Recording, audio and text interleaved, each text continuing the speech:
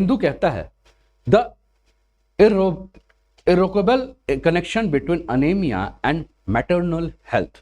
ठीक है, a study conducted on anemic pregnant women of low and middle income country has found that there is a strong link between anemia and postmortem hemorrhage with the risk of death or near miss very high.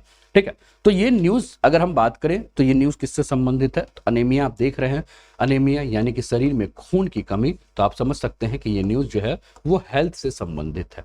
Health से संबंधित यानी कि अगर किसी को health issue है तो सरकार उसके लिए क्या क्या सोशल जो भी कार्य कर रही, जो भी सामाजिक कार्य कर रही हैं, तो उससे तो ये आपका सोशल इशू से संबंधित भी जो है वो टॉपिक हमें देखने को मिलेगा।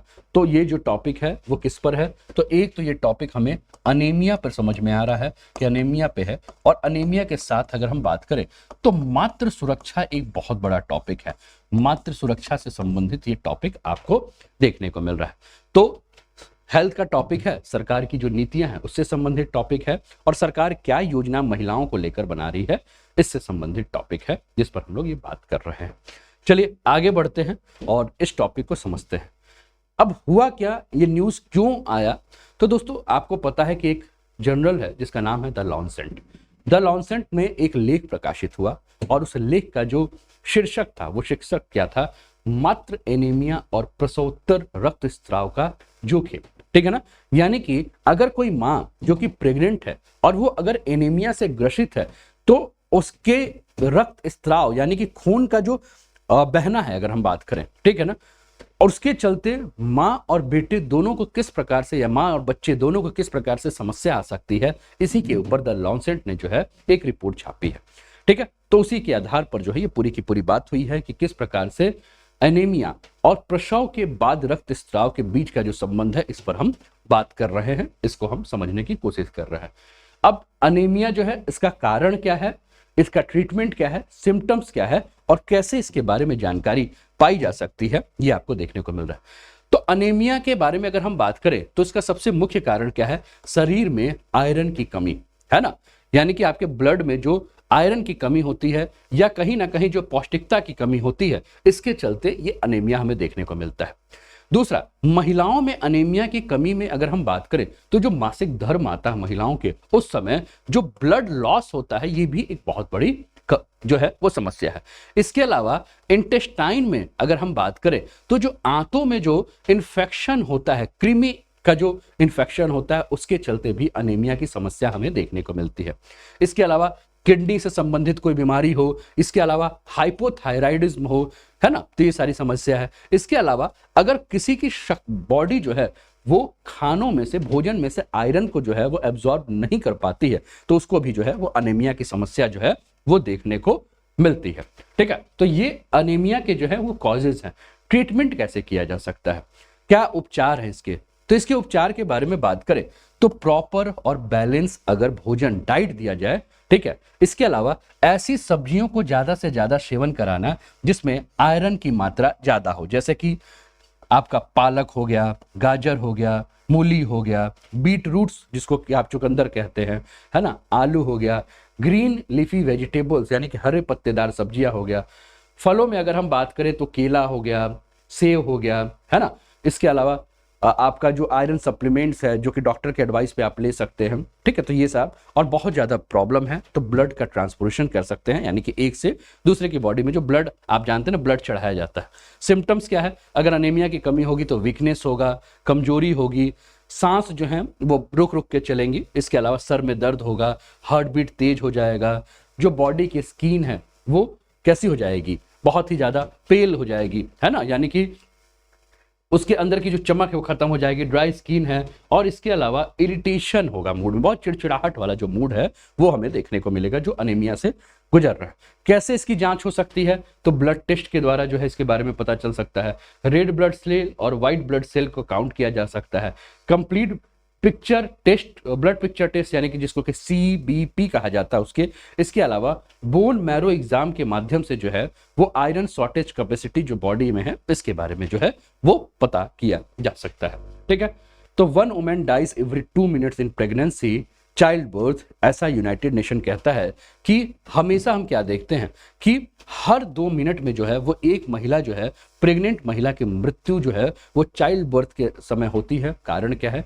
खून की कमी, यानी कि एनीमिया। अब इसी को लेकर वर्ल्ड मैटरनल एंटीफाइब्रिनोलेटिक परीक्षण के डेटा का जो इस्तेमाल किया गया है, उस इस्तेमाल के आधार पर यह कहा गया है कि विश्व के कुछ देश जैसे कि पाकिस्तान, नाइजीरिया, तंजानिया, जाम्बिया के जो अस्पताल है उसमें जो सामान्य प्रसव के माध्यम से शिशु को जन्म देने वाली जो महिला हैं उनको मध्यम या गंभीर अनीमिया से पीड़ित वो महिला हैं, है ना। यानी कि ये जो 4-5 देश हैं यहाँ सबसे ज्यादा एनीमिया से पीड़ित महिलाएं हमें देखने को मिलती है। तो वहीं एक टर्म आया सबसे सामने, टर्म क्या था? पोस्टपार्टम, ठीक है, पोस्टपार्टम हेमोरेज करके एक शब्द आया जिसको कि शॉर्ट फॉर्म में अगर हम बात करें तो शॉर्ट फॉर्म में पीपीएच कहा जाता है, और हिंदी में अगर हम बात करें तो हिंदी में इसे प्रसवोत्तर रक्तस्राव, ठीक है ना, प्रसवोत्तर रक्तस्राव कहा जाता है, ठीक है ना। एक बहुत ही गंभीर समस्या जो है वो प्रेग्नेंट महिलाओं के अंतर्गत ये देखने को मिलता है। वर्ल्ड हेल्थ ऑर्गेनाइजेशन के आधार पर क्या जो आंकड़ा आया है उस आंकड़े के आधार पर बताया तो कहा यह जा रहा है कि प्रसव उत्तर रक्तस्राव जो है वो 2 प्रकार के होते हैं। एक रक्तस्राव जिसमें कम से कम 500 मिलीलीटर का ml का जो है 500 ml का जो है वो अनुमानित जो है वो क्या होता है? रक्तस्राव होता है। और दूसरा जिसमें 1000 ml या उससे अधिक का जो है वो क्या हो जाता है? रक्तस्राव होता है। और ये दोनों की दोनों स्थिति जो है वो किसी भी महिला के लिए जो है वो काफी गंभीर स्थिति होती है, क्योंकि अत्यधिक रक्तस्राव के कारण, रक्तस्राव यानी कि ब्लीडिंग होना, अत्यधिक रक्तस्राव के कारण महिला की मृत्यु के चांसेस जो हैं वो बहुत ज्यादा बढ़ जाते हैं। तो प्रसव उत्तर रक्तस्राव जिसको कि हम पीपीएच कह रहे हैं, इसका लक्षण क्या है, कैसे समझ में आएगा? तो अगर किसी महिला को प्रसव उत्तर रक्तस्राव हो रहा है तो उसको चक्कर आएगा, बेहसू महसूस होगी, उसकी जो दृष्टि है यानी कि जो विजुअलिटी है वो क्या हो जाएगी? धुंधली हो जाएगी। एनीमिया और पीपीएच के ऊपर जो अध्ययन किया गया इसमें यह पाया गया कि जो मध्यम एनीमिया से ग्रसित जो भी महिलाएं हैं उसमें औसतन जो अनुमानित रक्त हानि है वो औसतन अनुमानित रक्त हानि जो है वो 301 ml के आसपास आपको देखने को मिलेगा। नॉर्मली मैंने पीपीएच के बारे में पहले 2 बातें कही थी, एक मैंने कहा था 500 ml और दूसरा मैंने कहा था 1000+ ml का जो है वो रक्तस्राव होता है, और दोनों जो है वो खराब कंडीशन है, ठीक है। एनीमिया और पीपीएच से जो ग्रसित जो महिलाएं, इसके बारे में हमने कहा कि जो अनुमानित रक्तस्राव होता है वो 301 ml के आसपास जो है ये हमें देखने को मिलता है, ठीक है ना। तो कहा यह जा रहा है कि 7% महिलाओं का, जो प्रेग्नेंट महिलाएं होती हैं, जब इनका प्रसवोत्तर के बाद अगर हम बात करें तो लगभग 100 में से 7% महिलाओं को जो है ये समस्या हमें देखने को मिली है। वही मध्यम एनीमिया से ग्रसित जो भी महिलाएं हैं उनमें जो जोखिम है किस चीज का, मृत्यु तक का जो जोखिम है वो कहा जा रहा है कि 6.2% के आसपास का जोखिम जो है वो देखने को मिलता है। और ये जो पूरे के पूरे आंकड़े आए हैं वो लगभग 10,500 महिलाओं का जो एक डेटा इकट्ठा किया गया है, उस एक डेटा के आधार पर जो है पूरी की पूरी बातें की गई है। दूसरा, एनीमिया और गर्भ व्यवस्था के बारे में अगर हम बात करें, मान लीजिए कोई महिला है जो कि एनीमिया से ग्रसित है और साथ साथ में प्रेग्नेंट है, तो विश्व में अगर हम कहें तो विश्व में आधे अरब से अधिक महिलाएं ऐसी हैं जो कि एनीमिया से ग्रसित देखने को मिलती हैं। प्रत्येक वर्ष जो आंकड़े आए हैं WHO के पास से, उस आंकड़े के आधार पर कहा गया है कि 70,000 महिलाएं जो हैं वो हर साल जो है जो कि एनीमिया से ग्रसित होती हैं। तो प्रसव उत्तर जो है यानी कि प्रसव के बाद 70,000 महिलाएं जो है वो हर साल जो है वो मृत हो जाती हैं क्योंकि वो एनीमिया से ग्रसित है। और ये समस्या सबसे ज्यादा जो है वो निम्न और मध्यम आय वाले जो भी देश है उन देशों में ये समस्या सबसे ज्यादा देखने को मिलती है। कारण क्या है? कारण है कि वैसे देशों में जो है वो पौष्टिक अनाजों का ना मिलना, पौष्टिक खान पान ना होने के कारण महिलाएं एनीमिया से जो है वो ग्रसित होती हैं। दूसरा, इसके अलावा अगर हम बात करें तो महिलाओं का जब रक्त स्त्राव होता है या रक्त की हानि होती है तो कई बार महिलाएं जो है सदमे में चली जाती हैं, ठीक है। तो ये भी एक बहुत बड़ी समस्या है। रक्त की हानि और सदमा अगर हम बात करें तो एक बहुत बड़ी समस्या है। तो दोस्तों कम जब हेमोग्लोबिन होता है तो कम हेमोग्लोबिन के कारण हम क्या देखते हैं कि रक्त हानि ज्यादा होती है, और पीपीएच की वृद्धि के साथ इसका संबंध है। पीपीएच यानी कि प्रसव उत्तर जो रक्तस्राव हो रहा है उसके बारे में हम लोग बात कर रहे हैं। तो एनीमिया से पीड़ित जो भी महिलाएं होंगी उनके अंदर समस्या क्या होगा, तो जो ब्लड के अंदर आपके आरबीसी हैं, रेड ब्लड सेल्स होते हैं, वो क्या कर रहे हैं, ऑक्सीजन का संचार कर रहे हैं। तो अगर एनीमिया से ग्रसित कोई महिलाएं हैं तो उनके बॉडी पार्ट में जो उनका ब्लड है वो ऑक्सीजन को ले जाने में उतना सक्षम नहीं होता है, या कहें तो उसकी क्षमता जो है वो कम हो जाती है, और उससे क्या होता है, उनको सदमा लगने की संभावना जो है वो अधिक हो जाती है। प्रसव के बाद जो रक्तस्राव हो रहा है उसका जिस प्रकार से निदान सही तरीके से नहीं किया जाता है तो इससे भी जो है समस्या और ज्यादा बढ़ जाती है। तो पीपीएच को कम करने के लिए डब्ल्यूएचओ ने जो है वो कई सारी सिफारिशें की हैं, जिसमें उन्होंने कहा है कि कुछ दवाएं ऐसी होती हैं जिसको कि जो है वो महिलाओं को दिया जा सकता है, जैसे कि ऑक्सीटोसिन के बारे में कहा, ओरल मिसोप्रोस्ट्रोल के बारे में कहा कि ये सारी दवाओं का जो उपयोग किया जाएगा तो इससे जो है वो क्या हो जाएगा कि समस्याएं जो है वो कम हो जाएगी। ठीक है, जैसे कि ऑक्सीटोसिन के बारे में कहा गया कि अगर ये दवाएं दिया जाए तो गर्भाशय में जो संकुचन है उसको उत्तेजित करेगा और अत्यधिक रक्तस्राव के जोखिम को जो है वो कम करने में जो है वो काम करेगा। तो ये सारी बातें जो है वो देखने को मिला है ना। अब पीपीएच को कम करने के लिए डब्ल्यूएचओ की जो सिफारिश थी वो दो दवाएं थी, उसके ऊपर जो है हम बात कर रहे थे। ठीक है, चलिए थोड़ा सा और आगे बढ़ते हैं और समझते हैं कि अनीमिया है क्या, है ना, रक्त अल्पता या रक्त की कमी है क्या। तो अनीमिया एक ऐसी स्थिति होती है दोस्तों जिसमें जो ब्लड के अंदर जो रेड ब्लड सेल है, आरबीसी हैं, लाल रक्त कोशिकाएं जो है उनकी संख्या जो है वो कम हो जाती है। तो अभी थोड़ी देर मैंने कहा कि ये काम क्या करती हैं, आरबीसी काम क्या करती हैं, तो ऑक्सीजन को जो है वो ले जाने का काम करती है।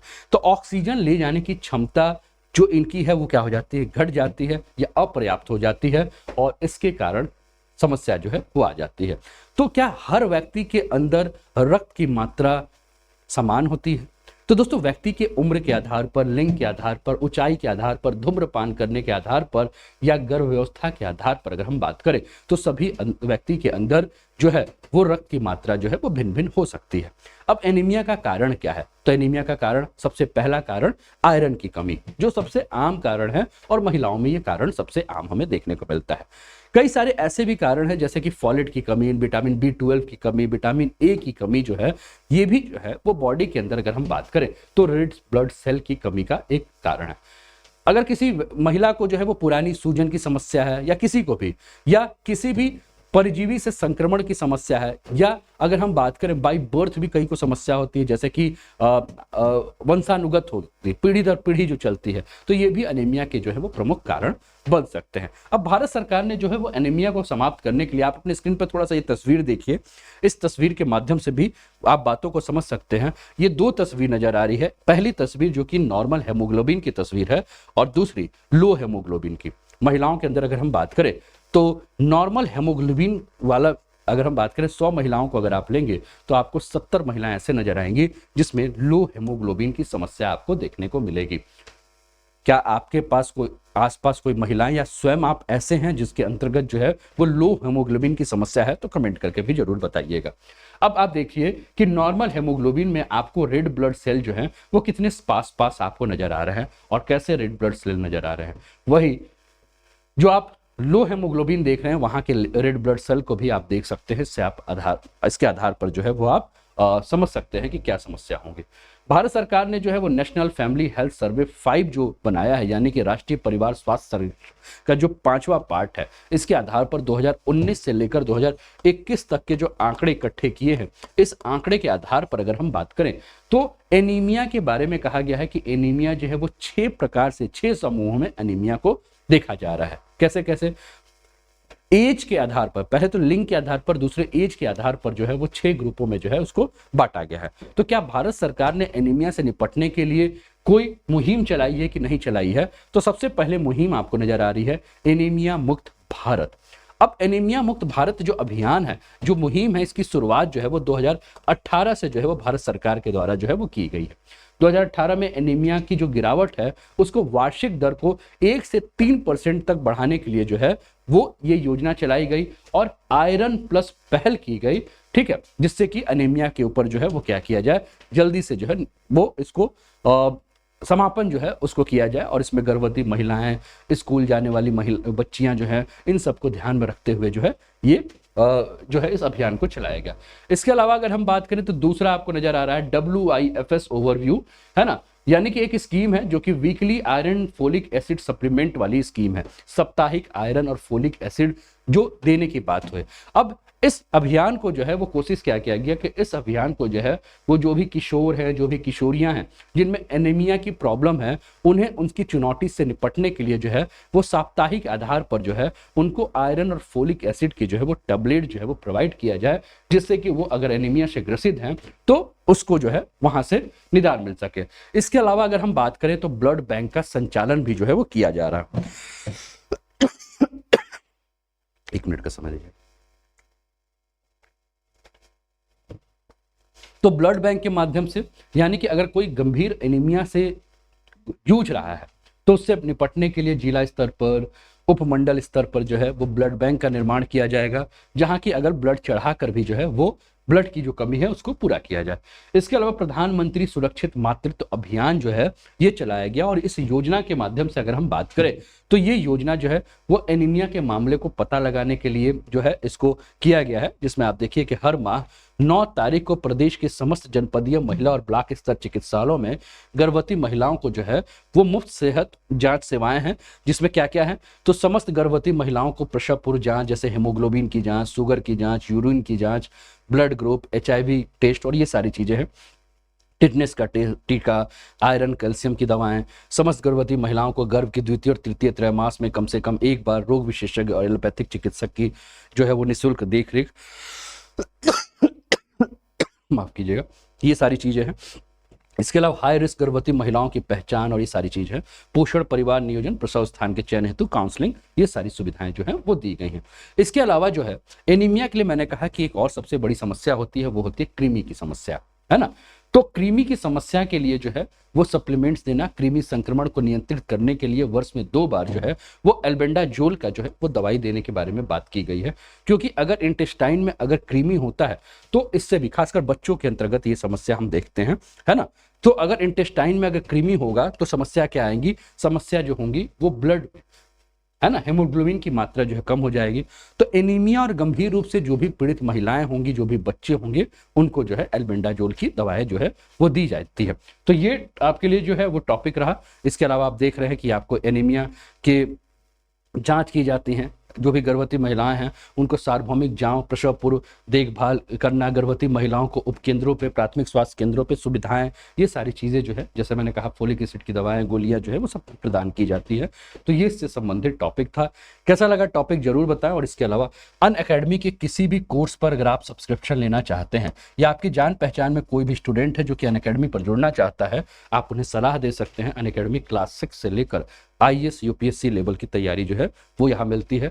अनूप 10 कोड के माध्यम से अगर आप सब्सक्रिप्शन लेते हैं तो आपको फी पे डिस्काउंट तो मिलता ही है, लेकिन अगर आप UPPSC, MPPSC और ये जितने भी एग्जाम आपको नजर आ रहे हैं, बिहार हो गया, राजस्थान हो गया, है ना, UPSC का हो गया, तो वहाँ आपको मेंटरशिप भी आपको मिलेगा, ठीक है। तो इसका भी आप लाभ उठाइए। अनअकैडमी पे जुड़ेंगे तो ढेर सारे एडवांटेज हैं, इन एडवांटेज का भी आप लाभ उठा सकते हैं। तो कैसा लगा सेशन जरूर बताएं, अपने फीडबैक जरूर दें। अपना ध्यान रखिए, स्वस्थ रहिए, मस्त रहिए, तंदुरुस्त रहिए, हंसते खेलते मुस्कुराते हुए जीवन का आनंद लीजिए। जय हिंद, जय भारत।